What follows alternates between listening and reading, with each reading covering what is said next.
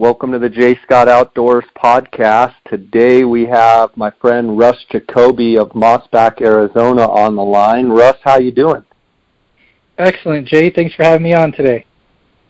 Yeah, I was giving you some ribbon last night on Facebook. You had gone to, you're going to have to tell us about the Raptor driving school, Ford Raptor driving school that you went to, or driving test or whatever they call it, and I was saying you want to race, and you said sure, and then had several of your friends jump on there saying I was crazy to think about racing you, and then I was firing back saying your vehicle isn't even broke in yet, but all the while knowing that any vehicle you drive is broken in after about 3 days. Jay, how many miles you got on your Raptor? About 60. So I've had mine since September, and I've got almost 17,000.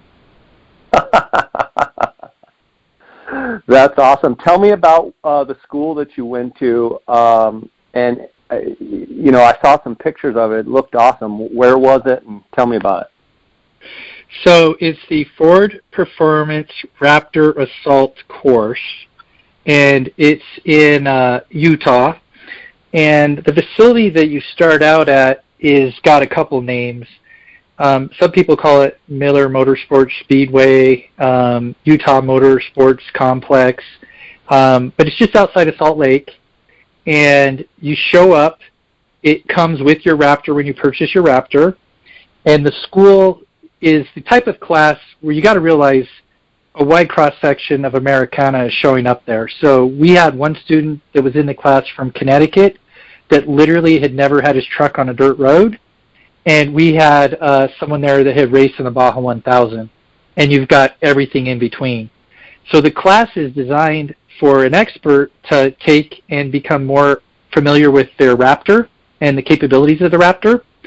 But it's also designed where a novice can show up and learn what dirt is.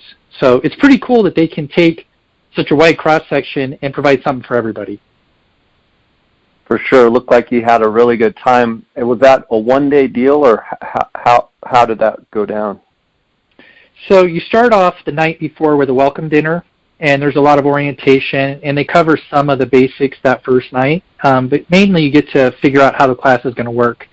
It's mainly the one-day class the next day. It starts off in the morning. There's some classroom training to just get people oriented. You leave the classroom, they get you oriented in the vehicle, and once you're comfortable with that, then you head into a structured environment that's outdoors, where you actually start doing some racing, and they teach side hilling, left foot braking, hill climbing, and hill descent control. After those structured environments, you leave those, and you travel 30 miles out into public lands, where you can travel on what we in Arizona call a two-track, or a dirt road in BLM and Forest Service areas. We're able to do hill climbing, kind of like mini Baja racing, and just really learn the capabilities of the Raptor. Of which you had already tested out the Raptor, I'm sure, with 17,000 miles since September, but do you feel like you definitely learned stuff as far as driving skills? I can't say enough nice things about the instructors. You definitely are going to learn stuff no matter your level. The nice thing about the instructors is they're all experts in their fields, and they're there to answer questions you have and help you advance no matter what level that you're at. There's 10 trucks, and each truck has 2 students. So there's 20 students in the class. There's 4 instructors, and the instructor is not actually in the vehicle with you. They break the class into 2 pods, and I think the best position is the last person in pod 1. In that position, I could hang back a little bit and then let the group get a little bit up in front, and it gave me room to kind of practice some of the stuff they were teaching you. And you learn the different modes that the Raptor has, just the different capabilities of the truck, and then the instructors are going to give you feedback about, hey, this is something I think you could work on, or different things like that. Cool stuff, man. That's awesome. Well, I enjoy your pictures. One thing, Russ, too, I'm noticing that on Facebook, you are actually doing kind of a blog-style Facebook. I don't know if you're doing this by design, but I've really enjoyed following you on Facebook, and you've kind of been one that really, wasn't posting all the time, but now you're posting regular content. Was there something that changed in you personally, or an idea that you had to get a little more active and let people have an eye into your everyday life? Actually, several things.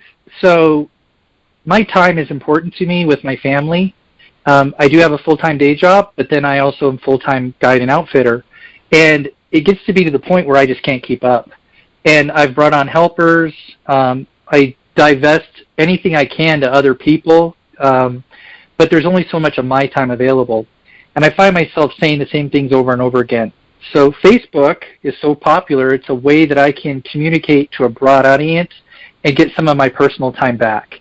One of the other things is I was raised by a police officer, so I don't trust people, and for good reason. So I don't want people to know when I'm someplace and where I'm at and different things like that. So it's hard for me to really publish some of that information. So I'm trying to publish in such a way that it's not, I'm not at home right now, come break into my house. So I'm publishing it after the fact and letting people know, like, what can they expect when they show up on the Kaibab or on the Strip and what's really going on. When I get a phone call from a hunter right now that says, hey, this weekend I'm going to drive to Fire Point in my camp trailer, what do you think? And I laugh. It's hard for them to believe there's between 2 and 4 feet of snow on the Kaibab because they live in Phoenix and they don't see snow. When I post a picture from this past weekend that shows that much snow on the ground, they start to get it. Yeah, well, I'm excited about you posting more regularly, and it's always nice to read the content and not only see good pictures, but get some good thoughts from you and good comments. So I'm sure you're going to get some good feedback from that, and I know what it's like to feel like you're repeating yourself, and that's one of the benefits I have with this podcast is I'm able to get a lot of information out there, and if people have more follow-up questions, they can come back and ask questions. But I feel like that's a great way, and Instagram, Facebook, those are great ways to get what you want out there, and then if there's follow-up questions, so be it. But you can answer so much with pictures and some text, in general information, so that's all good stuff. Speaking about yeah, go ahead. One of the things I do now is when a hunter contacts me is I send them an email, and in there's links to my past podcasts covering the buffalo with you. We can supplement that with additional pictures and photographs, but also the links to what's going on Facebook. So we've started what we're calling the Bison Information Sharing Series. And in that series, we're covering things like shot placement, gender identification, preparation, survival, snow conditions, and et cetera. Great. Good stuff. Good idea and good stuff. Speaking of the Kaibab, you were just up there. You posted some pictures of snow. I know we talk a lot on prior episodes that you've been on about conditions and what have you. Where do we sit right now as far as winter moisture compared to other years? Any forecast outlooks, anything like that? So I would say we got half as much snow as normal. And it's interesting because I think snow in Flagstaff was much less than normal, but the Kaibab still got a lot more than you would expect. And it came at weird and odd times. So in January, we had a lot of dirt, which is pretty unusual for the Kaibab. But coming into March, I would say that we were definitely behind, but we probably weren't as bad off on the Kaibab as we might be as other places in the state. And that's good and bad. I think that's bad for later in the summer, that the Kaibab is really going to suffer because there's a lot of trees and there's not enough moisture. But we can't complain about the moisture that we did get. One of the other bad things about it is people are going to think that it's okay and you can just drive up there and go where you want to, and that's not really the case right now. That could change drastically in the next few weeks before the next season opens, but I think people are going to experience a lot more snow than they're expecting. When does the next season start? So the structure of the hunts were different this year. Normally they start in January and they run till early spring. This year the hunt isn't starting until the middle of April, and it'll go till early May. How do you think that's going to affect the overall hunt pressure, the quality of the hunt by the structure that it is now? So it's a 6-week hunt. I said earlier, I meant the end of May. So it's a 6-week hunt basically, and it used to be 6 months, and then it got trimmed down to 5 months. Obviously, you can't do as much with 6 weeks as you can with 6 months. But in the past, the majority of the hunters chose to hunt late in the season. So from that perspective, it's probably not going to change a lot. But you've got more tags. We're putting 25 hunters in the field during a 6-week period, and it could get kind of crowded. So with that crowding, it's probably going to affect, if we've talked about before on the podcast, if you've got groups of hunters or individual hunters that are kind of only out for themselves, it can create a situation where it can kind of ruin the hunt for not only them but everybody else. How do you think that's going to play out in this 6-week structure? Well, we've kind of built a reputation of being able to help a large group of hunters, and that helps. But this hunt is unique and different, as we've talked about on previous podcasts. It's not like a Unit 9 elk hunt where if you're in an area and there's a bunch of people, you can move somewhere else. It's no secret that the majority of bison are harvested literally right against the fence line, and that concentrates hunters. When you concentrate hunters, a hunter that's traveling around and making a lot of noise can disturb a wide area and ruin it for other people. Fortunately, in the past, most hunters have worked together, and that's unusual for hunters to co-op or work with other people in the field that have the same tag that they do, but that's proven to be an effective method for hunters to all be successful in a very small area. Russ, last time we talked, there was stuff going on about the Park Service and potentially doing some hunting, I think by government or I guess they were going to dictate who was going to go in and shoot what, and there was some argument to try and let it be some sport hunting going on. What ended up happening with that? So, as hunters, we use the word hunting. The word's not going to be called hunting. It'll be called culling, okay? So the main objective is to lower the number of bison on the plateau. To do that, you've got to remove animals. Well, there's only certain ways you could do that. And the tools available to the government agencies will likely be a combination of capture and relocation, capture and killing. There's some activities going on inside the park to do exclusion areas around water and so forth to encourage bison to leave naturally. Once they leave the Grand Canyon National Park naturally, they would be more available for sport hunting, which is obviously what our people want. There's also likely to be culling within inside the confines of Grand Canyon National Park. And even though it's not called hunting, the outcome is similar. At the end of the day, someone took a rifle and shot a buffalo, and it's dead. So culling will likely be targeting juvenile animals because this is not sport hunting. The idea here is to harass the animals and get them to leave where sport hunting can take place off of the park. It also makes the removal of the carcass much easier because you're not dealing with such a large animal. That could be a combination of government employees and citizen volunteers. Those announcements have not actually been made yet. Those systems are kind of being developed, and it's a 3 to 5 year management plan, and some activities have begun, but obviously not all of those activities have begun yet. To my knowledge, there has not yet been any removal of animals by a government agency within the confines of Grand Canyon National Park. I would expect that would ramp up in the coming months and years in front of us.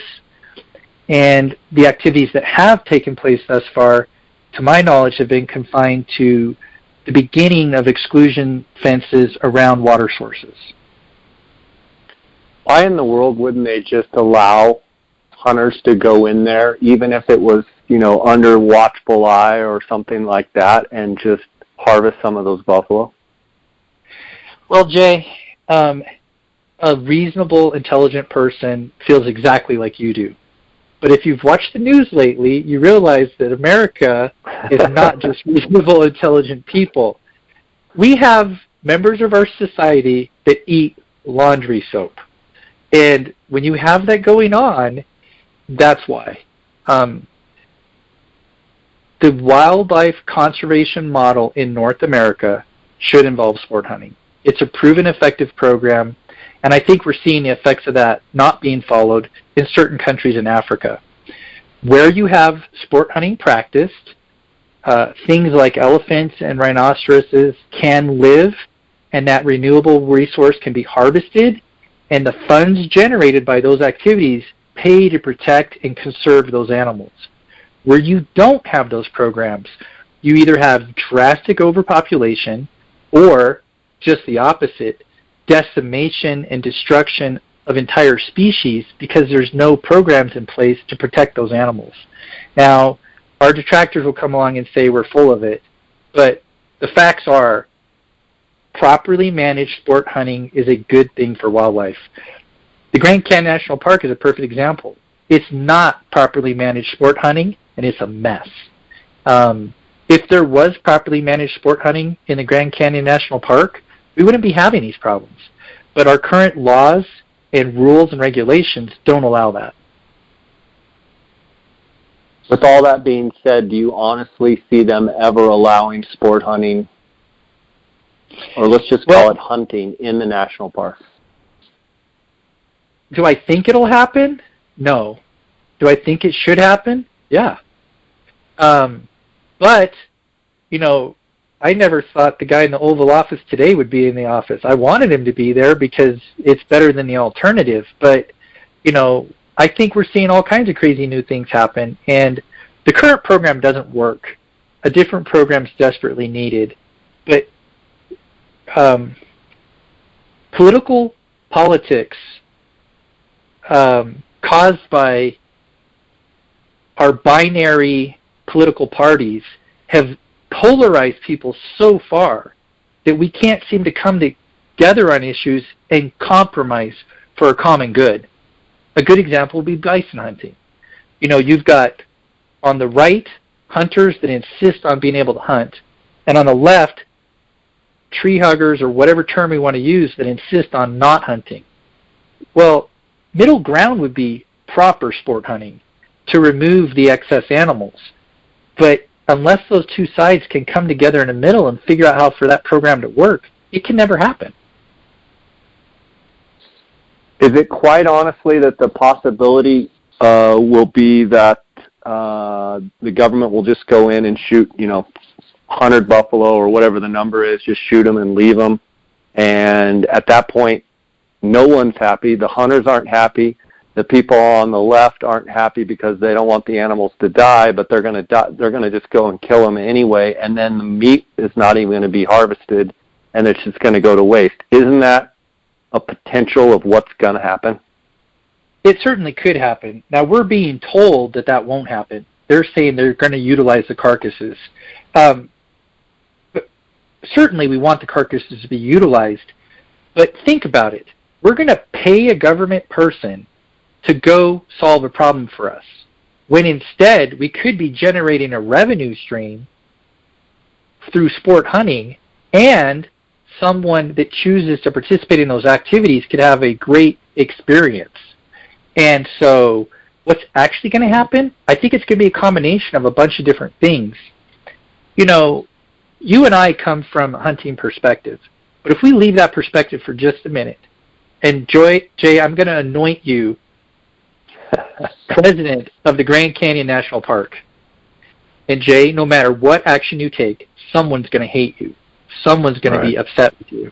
It's not a winning situation. So it's not surprising that bureaucrats try to offend as little people as possible. If they don't remain bureaucrats for very long. So instead of actually solving problems, they're trying not to offend people. If I was making an analogy to parenting, are you being a parent? Or are you being a friend? Well, when you're a friend, in my experience, your kids turn out like idiots. If you're a parent, you're not always popular, but your kids turn out pretty darn good. We have to find a way to get bureaucrats to not be afraid of doing the right thing and not being afraid to alienating a few people, because you're not going to make everyone happy. The Grand Canyon National Park's budget isn't doing very well. And they're sitting on an opportunity, so instead of spending money to solve a problem, they could be generating money and solving a problem. That, to me, just from a fiscal perspective, seems like a really simple solution. Now, they'll tell you there's many reasons why they can't do that, rules, regulations, laws, whatever. All of those are set up by humans. Humans ought to be able to come together and fix those constraints and move forward in such a way that we solve problems in an effective and efficient way. And unfortunately, if you look around our country, that doesn't happen very often. No, it seems like more and more that's the truth. I want to bounce here for just a second to the trail camera issue, and maybe you're more familiar with what has actually been, outlined and what is going to be quote-unquote law. What is going on with the trail camera ban that you know of? Jay, you're just picking all the controversial topics today. The trail camera... I want your take on it. I'm going to call it a change, because it's not truly a ban. A ban would be no more trail cameras, okay? From my understanding, what's changing, or proposed change, is that they're not going to allow trail cameras at water sources, okay? They're also not going to allow trail cameras that do the emailing. And then the third thing, well, let's just start with those. Trail cameras at water. I think that is coming from a reaction to what goes on the Strip. You'll read online right now in some of the forums that you can walk up to a trail camera water hole on the Strip and you'll see 20 cameras there. And I think that's an exaggeration. I personally been to... You'll see 10. Yeah, 6 or 8 or 10. And I think that freaks people out. And maybe it should. I don't know. I'm not here to debate those topics. But because of that, we're banning them on all water sources statewide. That, to me, seems like an overreaction. But you and I talked in a previous podcast. If we didn't figure out amongst ourselves as hunters, the government would figure it out for us. What I personally think is unfortunate about that is I think it's a reaction to maybe some jealousy. People go, oh, we're killing these giant animals, and it's because of the trail cameras. Well, we kill a lot of those giant animals, and certainly trail cameras help, and they certainly are part of what we're doing. We kill great big animals before trail cameras, and we'll certainly kill great big animals after trail cameras. How we go about it might change, but it's not going to change the outcome. So if you're upset about the results of the hunts, this isn't going to fix it. Also, I don't think it's enforceable. They're not saying you can't put a camera on water. They're saying you can't put a camera on water for purposes of hunting an animal. Well, Jay, if you were anointed to be the WM temporarily in 13B, let's say, and you walk up to a water hole, how do you know why that camera's there? And the answer is you don't. So are you going to confiscate it? I don't know. But if you do, and it wasn't placed there for hunting purposes, how can you legally justify taking that camera down? And the answer is I don't think you can. If you don't take the camera down, how do you prove that camera's up for someone that's hunting? Well, you can look at the name on the camera or something like that. But at the end of the day, what's to keep a dishonest person? Let me share a scenario with you. Joe goes up to the Kaibab and he hangs a camera. Joe doesn't have a tag. If Joe gets caught with a camera on the water hole, he simply tells the government agency, hey, I'm just out here taking pictures of wildlife. I'm not hunting. He gets all these pictures. Then he takes them home. He doesn't email them, and he doesn't talk about it on his phone, but his buddy that does have a tag is over at his house. They sit down in front of a computer, and they look at all the pictures. How are you going to enforce that? And the answer is I don't think you can. So I think it's a bad law, and I think it's a bad rule because it's unenforceable. More laws that are unenforceable might make people feel better, kind of like the gun topic we're probably going to talk about later, but they don't actually change what's going on. So not putting cameras on water, I think, is a bad rule. The emailing cameras, a lot of people are against them because they think it's an unfair advantage. And I understand their perspective. I can tell you I personally don't see that, because if you have a trail camera set up in an area that you can email, I don't know of any situations where people jump in their truck, run out there, the animal's still standing there, and they shoot it. I don't think that's happening. Now, if you have a camera in an area and you get emailed a picture and then you choose to go hunt it, you still have to hunt that animal. The areas where you actually have cell signal and you're actually emailing those pictures, I think, are relatively limited. If you're close enough to an urban center that you have email, chances are that camera is going to get stolen pretty quickly anyway. So I think, once again, it's one of those laws that someone's upset about and they're reacting to it, but no one that I have seen has presented any data or evidence showing why these particular situations are a problem. When we legislate because of feelings as opposed to data, I think we are on a slippery slope. Specifically on the Kaibab, you run cameras on water for buffalo. How is that, if it gets passed, how do you think it's going to affect it? It's really, in that regard, I think it's a shame, because there's a lot of data that's gathered by you who spends a lot of time up there. But, I mean, what are your thoughts on your own personal use of cameras for buffalo and trying to monitor them throughout the whole year? So if I never hung another trail camera on the Kaibab, it would not change what I do.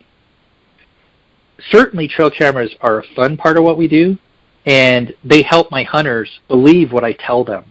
When I walk up to a salt or to a travel route, I know what's going on there based on the sign on the ground, because I've been doing it for so long.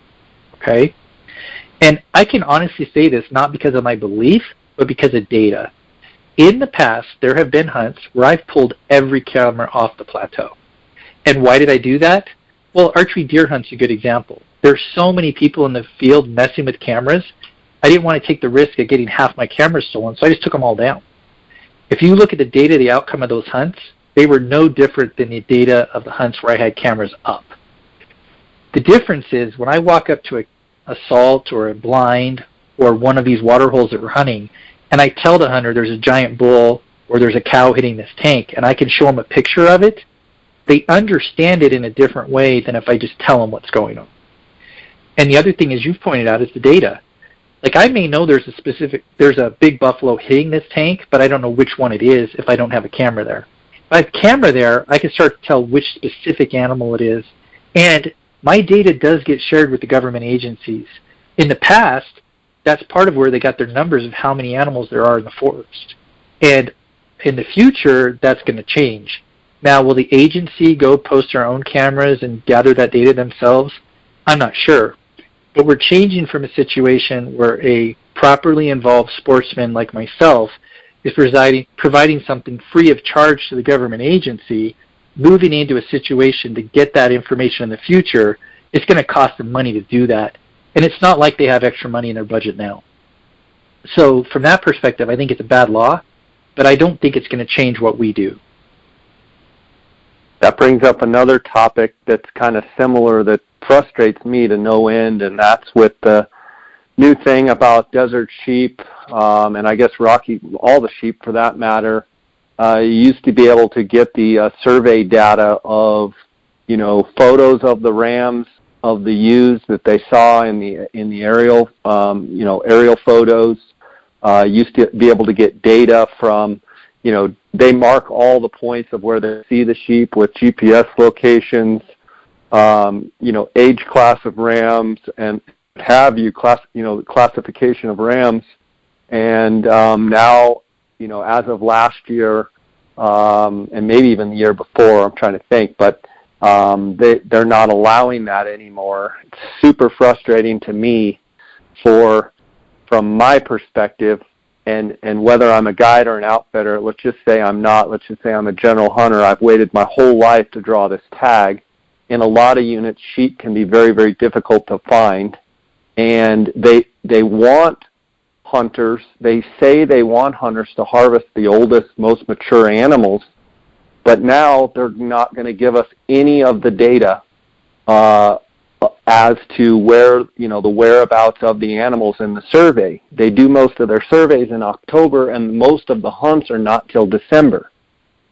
So I don't understand why anyone would get all bent out of shape and not give the hunters as much data as possible to say, hey, we only flew 4 Class 4 rams, or we didn't fly any Class 4 rams, or we flew 18 Class 4 rams, whatever the information may be, and here's the general, not just the general, here's the exact location where we saw them. You know as well as I do, Russ, a lot of times those sheep are nowhere near that same spot, but in units where you have multiple mountain ranges, it might help to know that there's a Class 4 ram over in this mountain range, and if your goal is to shoot a 9-year-old ram or older, and you would have a starting point to shoot that old mature ram, now they're not even going to tell us that. I've voiced my opinion to the Bighorn Sheep Society, and I voiced it to a few Game and Fish, and it's just the way it is, and it's super frustrating. I feel like that's public information, and it's unfortunate that's where we're at. Now, the other thing that's frustrating is you can't tell me, and I'm probably getting a little chippy here, but it's close enough to my heart that it's just like I got to say it. You can't tell me that if there's a Game and Fish employee that has a tag in a certain unit, that his buddies within the department aren't going to get that data for that person. And so I think we're dealing with a little bit of a double standard there. And I'm usually one that is, cheering on the Arizona Game and Fish because they do have a tough task at hand. But in this regard, it's very, it frustrates me very, very much that they're not sharing that information anymore. Your thoughts? So Jay, I hear where you're coming from, and I'm not disagreeing with you at all.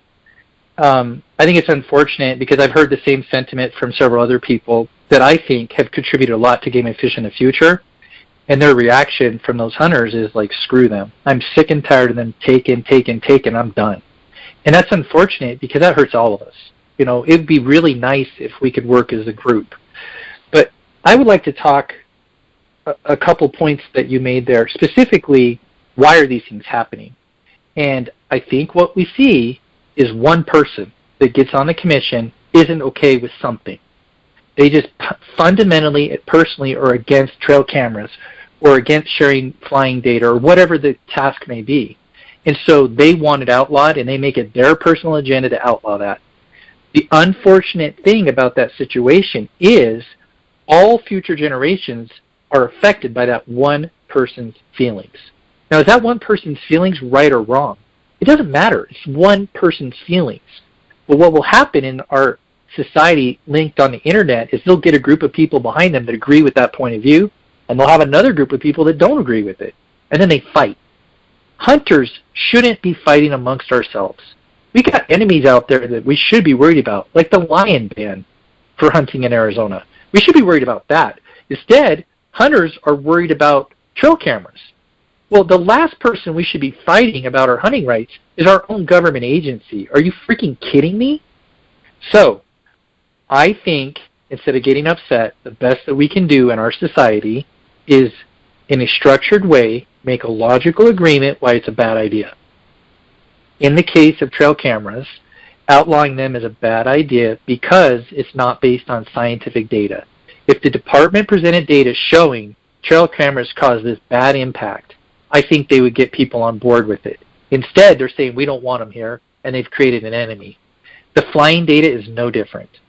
So not providing the bighorn sheep data, they just chose to do it. Nobody came forward and said, we're providing the data and it's not meeting its intended objective, or we're providing the data and hunters are ignoring it.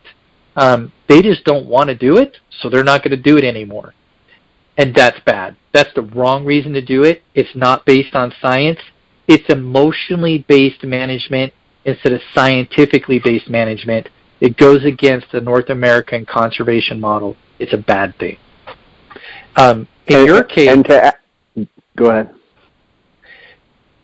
I think the average sportsman believes there's unfair advantages for guides or outfitters because they regularly kill great big animals. They don't understand the amount of money, time, and effort that goes into making those events happen. Honestly, not providing the flying data to the average hunter hurts the average hunter more than the guides and outfitters. The Absolutely. Guides and outfitters have the resources to go get that information in other ways. Your average hunter does not. So the people that should be bitching and complaining about this law isn't you or me. It's John Q. Public that doesn't hire an outfitter. He's the one getting screwed. Instead of Game and Fish providing him with thousands of dollars of data, he's getting nothing. And you and I, we're going to spend $1,000 and still get our data. Well, I absolutely agree, and I think over time, I think the age class of sheep getting harvested is going to go down. I'll be shocked if I'm wrong, but it's unfortunate. Hopefully, they can figure something out. I don't even understand what the logic is in not providing that data. I mean, it does not make sense to me. I asked about that. So you know me, Jay. I know the laws. I pride myself on trying to know the laws better than anyone else because I try to understand exactly what the laws are and where the boundaries are at and take full advantage of what's legal. And what I was told is there's a state law that says the Game and Fish cannot provide electronic data to the public in such a way that will harm a species. So they're interpreting that law to say providing us electronic data is harming bighorn sheep populations. Now, I think that's a dangerous slope to be on, and here's why. Properly managed sport hunting helps wildlife populations. It doesn't harm them. Now, you obviously harm an individual animal, but an individual animal is not a species. But what has happened is new factions with the Game and Fish have taken a long-standing law and reinterpreted it differently and used it as a way to outlaw it. So what they're saying is it's illegal for us to provide you that data. Well, there's no law that says it's illegal for us to give Jay Scott the data about bighorn sheep that we gather. They're interpreting a law in a way differently than they used to, and that is not good. I agree. I want to stress something there. The flight data we should be pissed off about, but the thing that we should really be mad about is when Game and Fish is stating publicly providing sheep data to hunters is negatively harming a species in Arizona. That is something that all sportsmen should be freaking out about. When our own game agency is saying we are harming a species, that's bad. Well, if anything, we're what's holding the species up. And that's the Absolutely. Frustrating part to me is because they do all of their verbal surveys when the hunter harvests. It's mandatory harvest and check out of the ram, which I'm encouraging and think they should continue to do. But then they sit there and ask, what did you see? How many did you see? How many rams? How many ewes? How many days did you hunt? It's like, yep. Wait a minute, it's a one-way street here. And Absolutely. I don't want to see hunters and our own game and fish department at butting heads and feel like it's us against them. In prior years, it was always a cumulative effort of trying to harvest the oldest, most mature animals, and we're all working together. And I can understand if they just gave me the data, but why wouldn't they just say, we're going to give everybody the data? Before you had to request it, now they're saying nobody gets it. To me, that does not make any sense when we're all trying to harvest mature animals and follow that North American, management model. The conservation model. It just anyway. We can go on and on about that. Well, in their perspective and the way they will answer that is, we're still providing the data, just in a different format than we used to. So what I was told for some units is, we'll be happy to have a conversation with you, but we're not going to give you the GPS route the helicopter flew. So they will argue they're providing the same data in a different format. Well, you and I both know that's not completely true, but at the end of the day, if you put aside your feelings and you do sit down with them, you can still have a positive experience of saying, okay, how many Class Age rams did you see? And they may not point on a map where they saw it, but they're probably going to tell you it was in this mountain range. So they'll argue they are doing that, but it's definitely a change from the past. Let's move on to another topic. We've got some crazy stuff going on in our nation right now with all these school shootings, and it's like you said before, there's people pushing their personal agendas, and I don't think there's a single person in this world, I don't think there's a single person in this country that doesn't think these school shootings and such are just a complete tragedy. But we're kind of at an intersection here where, a lot of these school shootings are taking an opportunity where one side or the other is taking opportunities to play their side on what should or shouldn't happen. I'm of the opinion there should be something that needs to happen, but it's a very slippery slope, like you talked before, when you start talking about gun control. And I'm just curious, from someone, you've been around a while and you're pretty level-headed, I wanted to get your take on, the NRA is being made out to be this evil, horrible group. And I'm a life member of the NRA, and I'm proud of it. And I'm not a horrible person. I'm a rational and logical person, but I'm being deemed by one side as being a crazy lunatic, and I believe I'm far from that. Curious your thoughts on gun control, the NRA, all this stuff going on with these school shootings. So, a couple things. I appreciate you asking, Jay, and I appreciate you seeking my perspective. I really do. Make no mistake about it. There is an agenda here that has nothing to do with students being harmed in schools. There is a political agenda to eliminate guns ownership in America, and that is not okay. It's against our Constitution, okay? Now, since that famous recent shooting, there was another shooting in which it was stopped by an armed security at the school. Do we hear about that on the news? No. And why don't we hear about that on the news? Well, it's not portrayed because it doesn't help their agenda, okay?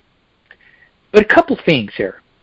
There have been significantly more students killed by two other methods than guns since the school shootings, okay? Do you know what those two other methods are? No. Texting while driving and alcohol. There have been way more, hundreds more deaths from texting and from alcohol than there were from guns, okay? Shooting somebody with a gun is illegal. Texting while driving is illegal. Drinking and driving is illegal. But why, as a nation, does a certain political party push an agenda to outlaw guns? You don't see them trying to outlaw cell phones. You don't see them trying to outlaw alcohol, even though 10 times or 100 times as many students are killed by those other two tools than by guns. So make no mistake about it. This is not about students being injured. It's about pushing an agenda. Once you realize that, we have to come together as a group, okay? Like-minded people have to come together. And I think you saw a Facebook post that I made. What I say in that Facebook post is that the Second Amendment rights are something we will not compromise on. And we will not compromise on those Second Amendment rights in a way that the other side cannot even begin to comprehend. Okay? Jay, what do you think will happen if a government agency comes to my home to disarm me, what do you think will happen? Is there any question in your mind what will happen? No, it would be sad that it would come to that, but I know what would happen. So I'm not threatening anyone. I'm trying to make sure another side of the equation understands how deeply held these beliefs are. They're not deeply held because I hunt. They're not deeply held because I believe it's a God-given right to be able to protect my family. And yes, I just said God in this calendar year because I'm not afraid to say that. What I am saying is you do not want to alienate free men. You do not want to alienate real men. There will become a fury unleashed that is so unimaginable that I don't think they're quite ready for it. Now, if someone came to my house to disarm me, would I shoot them? I'm not going to tell you that I would or that I would not. I will tell you what I will do. I will become a criminal. Because if you outlaw guns, I think it'll be like prohibition. You're going to take honest, hardworking people that believe in being able to do something, and when you take that right away from them, they're going to do it illegally, and they're going to fight to keep it. And they're going to fight to keep it in a way much stronger than your marchers fight to take it away. You do not want to alienate hardworking men like myself that pay my taxes, that protect my family, and I leave other people alone. When they portray that the sins of criminals were perpetrated by the NRA and by our NRA members, we should not be okay with that. Okay? That's defamation of character, and they should be prosecuted for it. So, Jay, you did not support the shootings that happened, nor did you participate in the shootings that happened. When the other side of the equation accuses you of supporting that, that is not okay.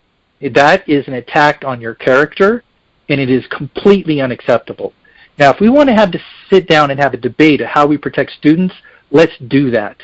But we are not okay with being portrayed as criminals, because we are not criminals, and the last thing that other side wants is to take every member of the NRA and make us criminals. I'm quite proud to be a deplorable in this country, and I keep my mouth shut and I stay out of things for the most part. But if they attack us and push us far enough, they're going to awake a giant they can't begin to understand, and they need to be aware of that. So how do we stop school shootings? That's what we're really talking about, and I think the answers may not be a solution that spans every school, okay? But isn't it interesting that the people pushing for gun control the most are all protected by guns? The Oscars and the actresses and actors at the Oscars that are against guns are all protected by them. Our politicians come to these marches and speak out, and the ones that are against gun control and the ones that are for having guns are both protected by guns. So let's make no mistake about it. This isn't about gun control. It's about taking guns away from the average person. And that's not okay. Our founding fathers said it was not okay. It's part of our Constitution. And there are a large number of people in this country that think exactly like I do. You will not take my guns away. That famous quote, cold dead hands, is now being turned around against us and said, fine, we'll kill you and take your guns away. They do not want a revolution in this country because they will not survive it.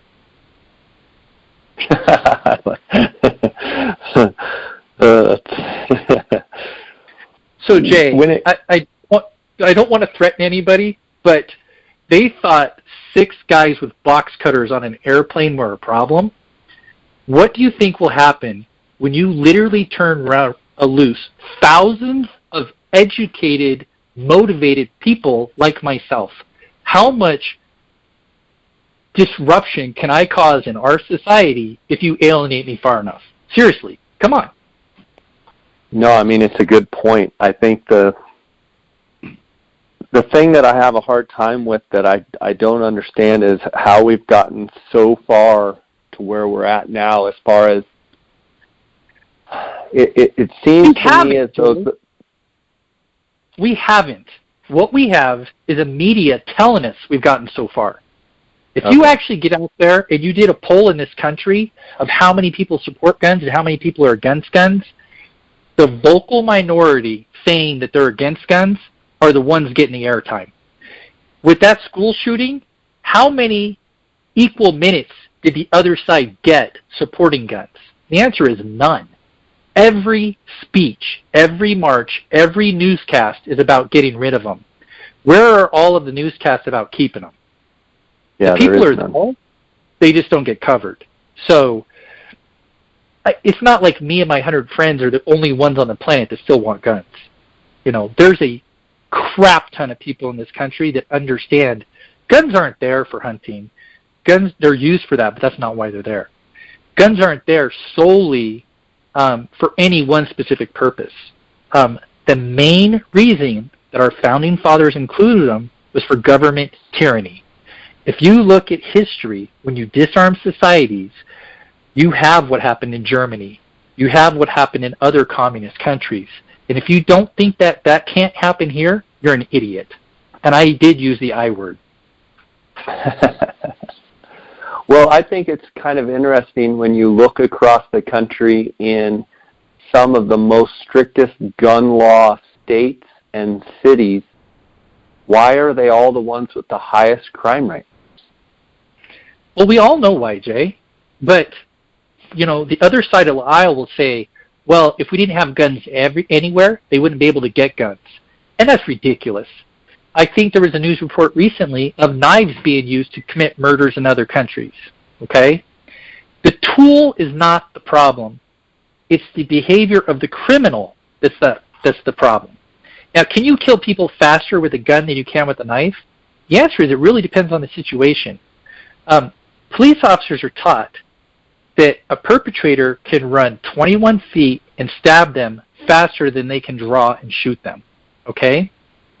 If you were in a classroom with a baseball bat or an axe or a sword, you can kill people as fast or faster than you could with a firearm. Okay? But headlines are all about guns because they want to outlaw them. Well, they're not wanting to outlaw them because those few students were killed in the school. They're wanting to outlaw them because they don't want us to have guns. Now, why don't they want us to have guns? That's what we really should be asking ourselves. Why does Jay Scott owning a gun such a bad thing in this country? Because last time I checked, you've not ever shot up a school. If we really wanted guns to not be used in crimes, we ought to require all gun owners to be members of the NRA. Because it kind of seems like being a member of the NRA precludes you from committing a crime with a firearm. Every instance that we have before us is committed by someone that wasn't a member of the NRA. But look who gets blamed for it. Yeah, and what's your thoughts about people out there that are gun owners and are not members of the NRA? That kind of bothers me too. Well, I can kind of see where some of them come from. So I have friends that are not members of the NRA, and one of their things that they say about the NRA is all of my money that I send to them is spent on sending me letters to try to get more money. And so they would rather their money be used differently. For some people, they can't afford it. But at the end of the day, we wouldn't have our gun rights if it wasn't for the NRA. So I really feel like we ought to all belong to the NRA. And as a society, we're headed down a course that unless we correct from it, it's going to turn out badly. Our political views get more and more divided, and we don't compromise like we used to. If you understand history, our founding fathers were able to bring together and form a nation because of compromise. You had people that believed in state rights. You had people that believed in federal rights. There were all kinds of different perspectives, and they had to compromise to get that worked out among those very diverse groups. That's why you have a House of Representatives and a Senate, right? Mm-hmm. But there are issues you do not compromise on. They're called the Constitution and the Bill of Rights. Those are non-negotiable. non-negotiable. As soon as you start compromising on those foundational principles of our nation, you are on a slope so slippery that who decides which rules we change and which ones we keep? And the answer, whoever screams the loudest, is the wrong answer. Is it the vocal majority or is it the true majority? I think that's the wrong answer too. The correct answer is our founding fathers were wise in how they set up our country. It has worked perfectly for hundreds of years. What's different in our society now than then? Well, there's lots of things different. But my fundamental take, one of the biggest differences, is personal accountability. Okay? Did the NRA shoot those students? No. Did the NRA members shoot those students? No. Is the NRA okay with what happened there? No. Absolutely not. But look at all the places where our systems broke down. Our law enforcement agencies failed, both on a local and a federal level. All gun laws were, to my understanding, followed correctly in the purchase and the transfer of those firearms. Okay? But you broke laws when you committed crimes with those firearms. And it was by a very troubled individual with lots of warning signs leading up to that event. Why are we not looking at the breakdown of our existing systems as opposed to trying to change our systems? So, if the other side gets what they say that they want, like we change our laws about future purchases, are they going to be happy with that? And the answer is no. They're not going to be happy until they gather up every gun in America. And that's not going to happen. Because but Russ, they say, oh, it's not about that. We're just trying to get bump stocks eliminated. It's not about that. We're just trying to get fully automatic. It's not about your hunting rifles.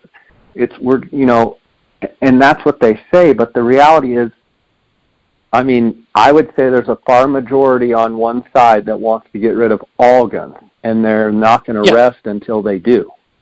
Yeah, you can't lump everybody together. I think there are anti-gunners, that, if we can use that term, that just want certain ones eliminated right now. Who's to say what they'll want different in the future? But there certainly are members of that group that do and will admit out loud right now that they want all guns confiscated now. There's posts on Facebook of people literally saying, you want them taken from your cold, dead hands? Fine. We'll come take them from your cold, dead hands. There's other people on there running for political office saying that they support passing laws that it would be legal to shoot gun owners and take their guns. And that's current political candidates saying that.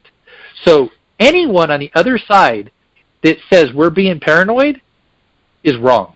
We're not being paranoid. That is the ultimate goal, whether they admit it or not. And it may not be the ultimate goal for all of them, but there are factions in that group that is their ultimate goal. And even the ones that it's not their ultimate goal now, okay, you get rid of a certain class of firearms or handguns or whatever. In the future, the criminals are going to move to a different gun. Then when that one gets used, they're going to want to outlaw that one. And then they'll move to a different gun. And then when that gets outlawed, they'll move to something else. When you eventually take away the guns, evil people are still going to commit evil. They're just going to do it through different methods. We use the example in Germany, and I'm not picking on Germans, but I think it's a famous example. Most of those people killed weren't killed with guns. They were disarmed, but then they were killed with other methods. You don't need guns to kill people. But a disarmed society is a society where it's easy for a faction to come along and commit atrocities against another faction in that society. Our founding fathers understood that. That's why they adamantly expressed multiple ties and multiple ways why our Constitution and Bill of Rights included provisions to protect those basic fundamental rights. Now, they'll come one of the reasons they left and came across the ocean to be over here and form our country. Yeah. It was one of the exact reasons. Absolutely. And I use the word patriot in my post. I firmly believe that our country was founded by patriots. Deep down inside, there was people willing to sacrifice everything. Those famous quotes you hear, Paul Revere, give me liberty, give me death. You read the writings of our presidents and our founding fathers. All of them supported what we're talking about, and religious freedoms. What's interesting is people that on our side of the fence that believe in owning guns buy guns and own them. And people that don't believe in guns don't buy them, don't have a gun then. And let's have personal accountability. If one of the guns you own, Jay, gets used inappropriately, I think you should be responsible for that. You're responsible for what happens with your gun. And I think most gun owners are fine with that. I know I keep mine under control.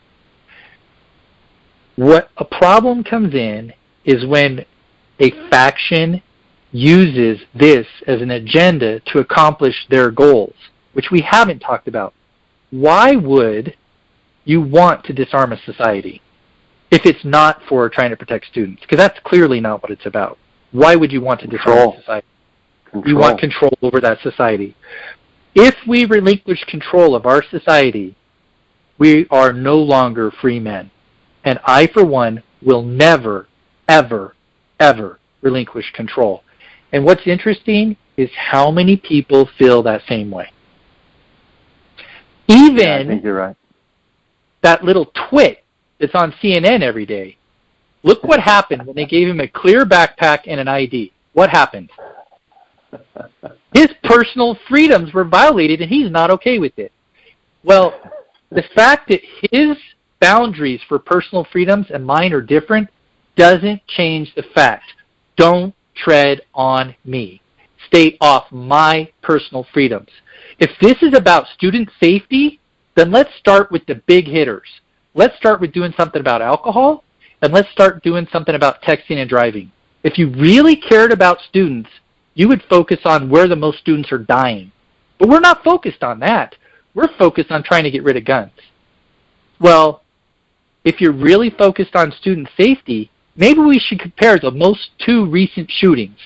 One, the bad guy had guns, and the wuss gun-armed cops didn't go in and help those students, and there was a huge massacre.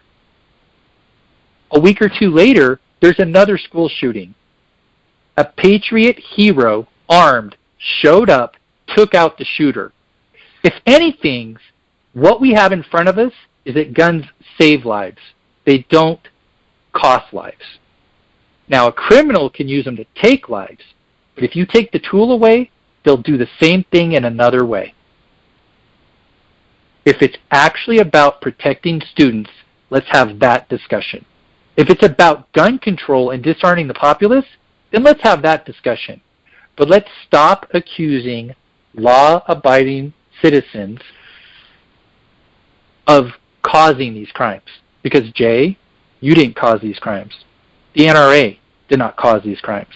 And we should be appalled when we're accused of it. You know, a topic that you and I talked about earlier in the hunting community about trail cameras and about the sharing of the data, sportsmen, when rules change, we accept that.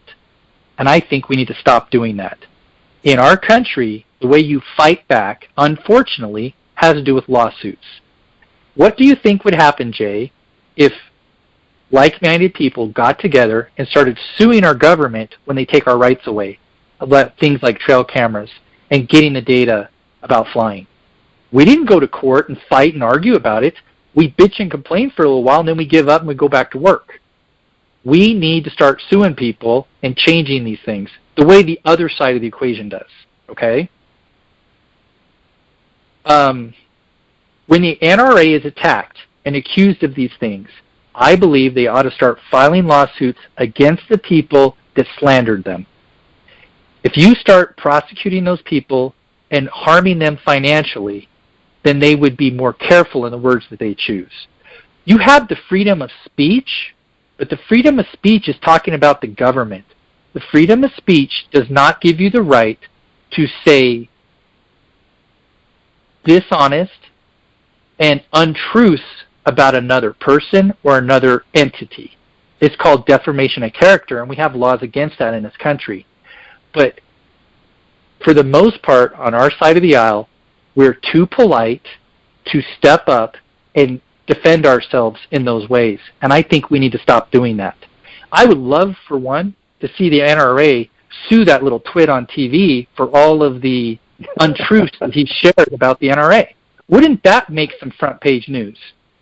And Jay, is that crazy? I mean, give me some feedback. Am I out of line for saying that? No. I love it. You're laughing, but I love it. I'm 100% serious. I am sick and tired of seeing the spindly-armed little kid on TV. So I don't watch TV. But okay, what he's doing is not okay. I want to shift gears for just a second and bring up one more topic. But before I do that, I want to thank the sponsors of this podcast. I want to thank Go Hunt Insider, GoHunt.com Insider, for the title sponsorship of this podcast. And I want to encourage you guys, the listeners, if you're not already a Go Hunt Insider member, to go to GoHunt.com/insider, follow the blue Join Now buttons. When you sign up, use the J. Scott promo code, you're going to get a $50 Go Hunt Gear Shop gift card. You can automatically be spending money right away. Free money, $50 up front. It's the best Western hunting resource out there with all these Western states, all these applications that we're doing across the West. It's the best resource out there with the best draw odds, best statistics, best harvest data, best strategy articles. Go check them out, GoHunt.com /insider. Also want to thank KUIU Ultralight Hunting, and go to KUIU.com. That's KUIU.com to find out about the best ultralight hunting gear made. And Phonescope.com, use the JScott16 promo code. You're going to get a 10% discount at all the products at Phonescope. And the Outdoorsman, the Optics Authority, use the JScott promo code. You're going to get a 10% discount there with Cody Nelson and his crew at 1-800-291-8065, or the Outdoorsmans.com. Use the JScott promo code. You're going to get a 10% discount. Russ, I want to shift gears here and ask you about one more thing, and it's an issue that I don't really know how to put my finger on it, but I'll kind of lay the groundwork and just get kind of your take on it. What we've seen over the last couple of years is a push with the hunting community, whether it be through social media, through Facebook, Instagram, what have you, this push towards being meat eaters and being meat hunters. And my friend Steven Ranella and Giannis, they do such a great job over at the Meat Eater TV and with the Meat Eater podcast, and they've really brought to light, in my mind, some great things about, harvesting the animals and then eating that meat and, utilizing that meat. And I think they've brought quite a few people that maybe are in the middle, not against hunting or not for hunting, but can see, positive things about eating the meat. But I feel like that's something that us as hunters have always done. I think they've done a phenomenal job of, putting their spin to show that, they're hunting for meat, and that's the reason why they hunt. I'm going a little bit off, I don't want to say off the rails, but I want to say that, what's funny to me is there's kind of been a push that's why we should hunt, is just for the harvest of meat, and that as hunters, we're only doing it to eat meat. Well, I eat meat, whether it's steak, whether it's deer, whether it's elk, whether it's sheep, whatever it may be. I love eating meat. I love eating fish. I'm a carnivore. But I also feel like there's been some villainizing. I don't know if that's a word. What's the word I'm looking for? There has been kind of a light shed on people like myself that like the sport of hunting. Yes, do I harvest the animal? Yes, do I take care of the meat? Of course. Do I eat all of the meat of every animal that I harvest? Sometimes I don't. Sometimes I donate the meat to someone that needs it more than I do, okay? But I feel like a little bit there's been like this almost like guys that feel like I love the sport of hunting. I love the preparation for the hunt. I love all of the strategy and trying to make myself a more efficient hunter, trying to be a student of the game. And to take that even a step further, I enjoy harvesting older, mature animals, and I like spending more time in the field. I feel like if we try and push hunting in a direction of we're only trying to recruit hunters so that they go out and harvest what they kill, or harvest the animal just for the sake of meat, I think there's a lot more to hunting that gets missed. And honestly, I think that if people can't enjoy the bend of a rod when they go fishing and do it because they enjoy feeling that feeling of, I haven't been able to catch fish for 3 days. Now I figured out what bait they're eating. I like the feel of a fish on the end of my rod. Or I haven't been able to kill a turkey and I've done it for 3 years now. Now I understand all the ins and outs of the sport of it. If you follow where I'm going, I feel like recruiting more hunters and more fishermen, we have to do a better job of showing how fun it is. There's even this push that, we shouldn't smile in photos and that we should, in reverence to the animal, not have a big grin on our face, and that we should not look at the camera and we should be looking down at the animal. We shouldn't prop the head up. And while I will agree there was a period of time there where hunting TV personalities and old-time hunting shows, say of 10, 15 years ago, where we've probably overcooked it and made it look fake, and it turned into this, look at me, and it was all about, holding the deer's head up. I feel like it's somewhat of a slippery slope if we're only trying to portray our hunting and fishing as it's for the harvest of, or it's for the use of the animal's meat. And you can't go fishing and let a fish go because you need to kill that fish and eat it. What about hunting because it's fun, because it's a challenge? What about fishing because you love fishing and getting up early and doing it with your grandpa and your dad, and you love the struggle of not being able to catch fish? Then all of a sudden you figure it out and you learn how to catch fish. I'm just curious your thoughts on all of that. I know it's quite a bit to dump on you, but just what are your thoughts? Well, Jay, I appreciate you asking me. And my mind raced many places as you were having that. But many times during the podcast today, we talk about the North American conservation model. In that conservation model, we teach students that there's many levels or natural progressions or development of a hunter. And it's a psychological thing. I'm not a psychologist, and I'm not going to pretend to explain how it all works. But what they teach in hunter education is most hunters start off at stage 1. And stage 1 is where the most important thing to you is just being out there and having that experience. And in that stage, at some point, it's important to you that you just fill your day tag. Like, if you're going turkey hunting, you're doing it to try to get a turkey. You're not doing it just to be out there. If you just want to be out there, then just go be out there. You don't need a turkey tag to do that. But after you meet that objective, or you meet that goal, then it's a natural progression. Usually the next step that hunters go to is like, hey, I got a turkey, now I want to get another one. And after you get pretty comfortable with that, then you want to help other people.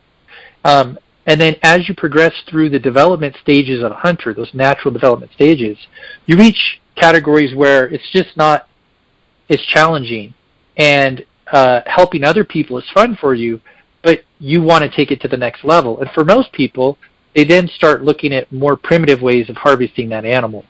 And they will look at archery equipment or muzzleloaders or other more primitive techniques. But then there's even other categories. And as you get older and more experienced, the natural progression leads to giving back. And you see a lot of older sports people sportsmen and women where they are involved in the conservation organizations. They're mentoring youth. And it's more important to them, the quality of the experience they have in the outdoors, than necessarily filling their tag or the size of the animal or those other things. Trophy hunting is a progression in that natural progression. Where problems come in is when somebody in a certain stage or a certain group starts to say, hey, pounding their chest, what I'm doing is better or more pure than what you're doing. Well, that's not okay. In North America, with a constitution, we say people have freedom. Jay, if you want to archery hunt turkeys, you're free to do that. If someone else wants to use a shotgun, they're free to do that. If you choose to do that because of the sport, more power for you. Someone else chooses to do it to put meat on the table, more power for them. As hunters, we need to stick together and stop bickering about why you're doing it and how you're doing it, and just focus on you are doing it, okay? Now, we need to police our ranks. If someone in our ranks is behaving inappropriately, then we should do something about that. If they're breaking laws, we should prosecute them. If they're behaving unethically, we ought to try to influence them. But to come along and say, you're not doing it right because you're not doing it the way I think you should be doing it, that's bad. And it's no more complicated than that. Now, Jay, there are very few people in North America today that choose to go hunting. They do it because they have to put meat on the table. That certainly does happen. But if you're trying to go deer hunting to put meat on the table, I'm here to tell you that's not a cost-effective way to do it. I think most sportsmen will teach you that it's much more expensive to go harvest the meat than it would be to purchase it. But there's a lot of people that go harvest the meat because of the purity of the meat, that it's not raised with the antibiotics, that it's natural, that it is organic, right? But let me share an example. You still there? Yep. My grandmother was raised during the Great Depression. She understands hunger in a way that you and I, fortunately, never have, and hopefully never will. That woman utilized game meat in a way that you and I probably can't relate to. And I know that because as a little tiny boy, I watched how she treated a deer when she cared for it. That was sustenance in a way that our society today that eats Tide Pods has a hard time relating to. My grandmother would shoot the first legal deer she found because that put meat on the table. It didn't matter how big the horns were. Now, anyone that thinks my grandmother was wrong for doing that because she didn't kill a trophy doesn't understand my grandmother. As my grandmother aged, she hunted with hunters that were trophy hunters. Never one time in her life did I see her judge another hunter because they chose to hunt for different reasons than her. She understood that you hunt and you enjoy it and people do it for different reasons. Treat other people like you want to be treated and everything will work out. Now, my grandmother's era is different than ours.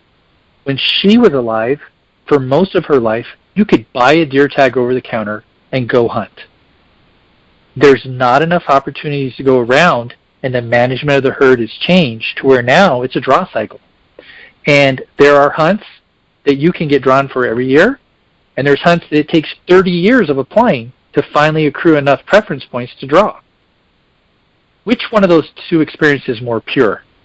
And the answer is neither.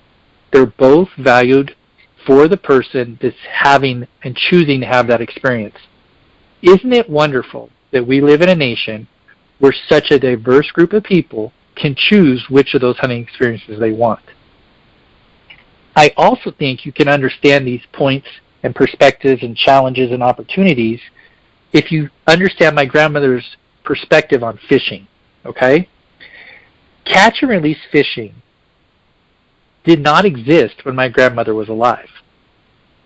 I am quite sure that if my grandmother, looking down on us from wherever she's at today, sees someone release a fish She's scratching her head. Can't begin to understand how that works. That is so foreign to her existence, and rightfully so.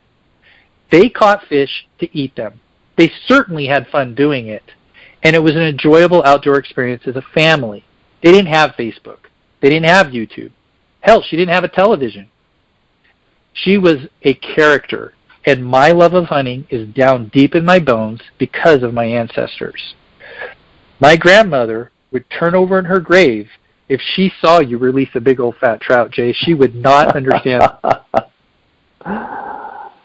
As a society, catch and release fishing has become all the rage for most of my adult life. To the point that if you keep certain game fish, you're a bad person. And last time I checked, the game and fish laws in Arizona allow you certain bag limits. And I don't think we should be guilty for utilizing those animals. I agree. But the society is I agree, but on the other side, though, it's like, you know, if all it was to go out and catch that one fish and, you know, kill them, it's like you wouldn't fish all day. You'd go catch your one fish and you'd be done and you'd leave. Yeah, and that's kind of where I was heading. You know, we don't have a ton of time, but in our waters now, there's mercury and other contaminants that have raised the levels in fish to where many of the waters close to my home, there's limits of how much it's safe to eat. So the situation that we're in today is much different than the situation my grandmother was in. You know, my grandmother might have provided many meals for her family solely through fishing. If you were to perform those same behaviors today, you would hurt yourself from the contaminants in those fish. So the situation is different, and you need to apply logic and reason and make good choices about the new situation. When my grandmother was alive, the number of game animals and fish and the number of people pursuing those pursuits are much different than they are today. But as a society, I don't think we should judge people whether they choose to fish for fun or whether they choose to fish for meat, because both are equally viable reasons to fish. You asked about taking photographs and some of those other things. If someone takes a picture you don't like, don't look at the picture. It's real simple. But to go out and criticize that person for taking that picture, if it's an ethical picture and it's a legal picture, what right do you have to criticize that person? I don't think you have one. Now, the problem with ethics is that's an individual decision. It's an individual judgment. But we need to be very careful when we go criticize someone else to be assured that that really is a problem, and not just because we were personally offended by it. Our society has gotten so trained that just get offended, then speak up. And what's that old adage? If you can't say something nice, don't say something at all. There certainly is a time to say something, but by and large, our society should just keep to themselves and keep their mouth shut, as opposed to going out of the way to try to offend somebody else. If you don't agree with their perspective, go become friends with them and try to change their position. But don't attack them online. That's not going to change anything. That's just going to alienate people. And I don't know. I don't know what else we can say about it, but I certainly do support the people out there that are meat hunters, that are trying to get more people in our ranks. I know that a lot of my friends that are coming from backgrounds that you might consider anti-hunters are now hunters because I took the time to take them under my wings, bring them along, and share the experience with them. And now they're hunters. That's certainly better than if we'd approached it a different way, alienated them, and they weren't on our side. The number of hunters in North America is decreasing. If we as a group don't do something about it, I think it's a matter of time before we're so few in number at the ballot box that we eventually will be voted out of existence. And that would be a travesty. Because when we get voted out of existence, the animals suffering is not far behind. Yeah, I think that's very well said. I want to conclude here. We've just got a few minutes left. I don't know if you've seen the hunt recommendations for bighorn sheep. They just hit the Game and Fish website, I believe, on Wednesday, March 21st is when they're dated. Have you been able to see the hunt recommendations for sheep? And I have looked at them. I haven't delved into them in great detail. Okay, I want to ask you a couple questions. It looks like 12A, 12B West, they got rid of that hunt, but they switched it to a one-tag Kanab Creek hunt area, 12A West, 12B West, and 13A. Curious your thoughts on that change. So, a lot of people you ask questions to spout off, and they don't really have the data. So we packed the bighorn sheep out of that unit that was killed last year. So I think we're in a unique situation to comment on that particular situation. There's a lot going on there. There certainly are sheep there, and it can support a huntable population. But I think when you see them readjust boundaries like they have there, they're pointing out a situation that just because Jay Scott can go in there with his resources and his abilities, and he can find a sheep in a certain region, doesn't mean everyone else can. I think they recognize that. And I think what they're trying to do is give the average person a better opportunity to harvest a sheep in that region. It's frustrating as a sportsman when artificial lines drawn by humans cause you to make a choice in the field. For example, in this particular situation, if the older ram that you need or ethically should be removing from the gene pool is on the wrong side of a line drawn in the sand on a map with game and fish, you don't have the opportunity to harvest that ram.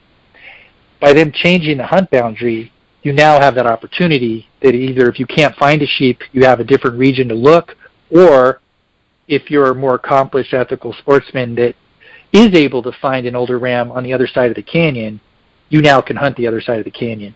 So all in all, I think that's probably a good decision. I don't think it will have that big of an impact on the outcome of the hunt. But I do know that that was an awkward place to hunt because you're hunting a canyon and you could only shoot on one side of it. And that was kind of a weird situation. So does that answer your question? Yeah, it does. They also split 12B East into two hunts now, November 16th through December 6th. There's 3 tags, and then December 7th through December 31st. I know 12B East is a unit that you know well, so there's 6 tags total. Just curious your thoughts on splitting that, if you think that for hunt quality and for the overall benefit of the sheep, will that be better? I think it will be better, and the reason why is this. The number of sheep there has been increasing in recent years, and sheep populations are definitely cyclical. As sportsmen, we should be glad when they increase tags and they take advantage of those sheep numbers, because whether you harvest them or not, typically within X number of years, there's going to be disease come through and they're going to get wiped out anyway. So where you can take advantage of a sustainable population and that North American model that we keep talking about of conservation can take effect, additional revenue is generated, additional work is done on the ground, additional resources are provided. That's a good thing. Game and Fish has a couple ways they can increase tags. They can either increase more tags in the same time, or they can split up to multiple times. The downside of more tags at the same time is at some point you become crowded in the field. By doing it over a long period of time, they can provide this wilderness experience where you don't interact with the other hunters as much, but you still harvest more sheep. So I think it's a good compromise of increasing tag numbers without changing the quality of the hunt for each individual person. Does that make sense? Yeah, for sure. And then we'll finish here. We could talk, we'll probably have to, well, we will do other podcasts on sheep. I just wanted to go over they took a unit 15D, which is actually where I met you years ago. Last year there was 4 tags. It was unit wide. They've gone back to splitting it into 15D North and 15D South, and they went to 4 tags in North and 2 tags in South. I kind of liked it when they went back to all of 15D. I probably know why they split it in the 2 units back to North and South. I'm just curious your thoughts on the split of North and South. So I've hunted it both ways, and I've also seen it where sheep migrate substantially from one side to the other. The government agencies, what they're trying to do is force people to hunt in certain spots. When it's all one unit, it's nice because as a hunter you can go where you want, so that's a freedom thing. We like freedom. The downside to that is most hunters probably harvested in the north. And if you're trying to more evenly distribute the harvest, if hunters don't do that for themselves by hunting in the South Unit, the government agency is going to respond by splitting that up and encouraging hunters, or in this case, forcing hunters to be in a certain area.